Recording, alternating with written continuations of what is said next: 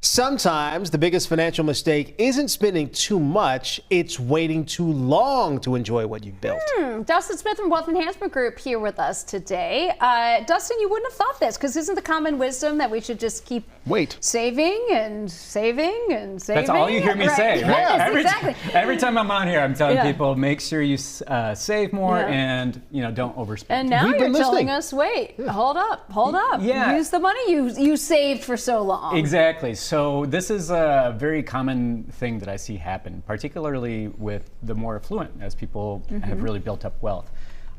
It's just very common that we see folks get to the point where they are in retirement, right? And also now they've built up this big nest egg, but it's really hard to spend. And in fact, we find that often some of these people are underspending what they actually could. How much should you be spending then? Right. Well, so I think that's a tough question, but generally we might say right around 3 to 4% of your portfolio a year is a reasonable withdrawal rate. Some of these people might only be taking out 1 to 2% of their accounts a year, which is, obviously they have some room that they could spend. Why? Why do they tell you that? Well, so behaviorally, I think it's a big thing, right? So it's really hard to go from accumulation to distribution. And I think part of it is because we take a lot of pride in seeing our accounts grow. Sure. Right? Yeah. So, it's a way sometimes to quantify our success, right? Look how big my account is. And when you start seeing it go down, right, that can feel really bad. And so often it's really hard to flip that switch.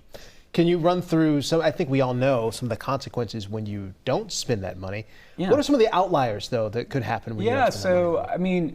Honestly, we don't want people to spend just to spend, right? Of course, One of the things that I sometimes get concerned of is that people miss some opportunities to do things that they might not be able to do forever. Like bucket list things you're talking about? Yeah, bucket list things. So we call it the go-go years, right? Yeah. So this is usually between age retirement and, let's say, age 75, right? Yes. This is the time when travel when you can. Yeah, you're healthy enough and healthy enough that you can do it. And so sometimes I kind of give my clients in that age group a little nudge, right? An encouragement to, hey, feel free to spend some of this money, go on those trips.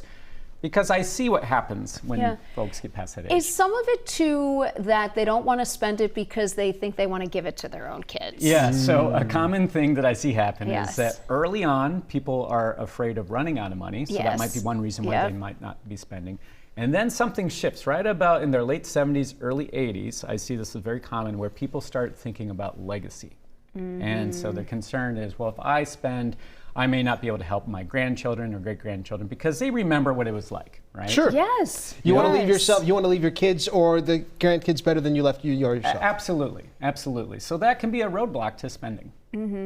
How do you, I know that as a financial planner, you help people actually do the numbers on this is how much you can spend to have this by this time.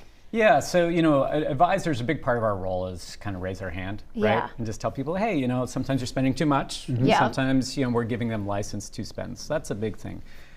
If it's perfectly fine if people don't work with an advisor. I would just say then that, make sure you're having open conversations with, perhaps your spouse or loved ones, right? To just try to get a sense of like, am I doing this right? Because sometimes when you're just living in your head, it's hard to get out of that.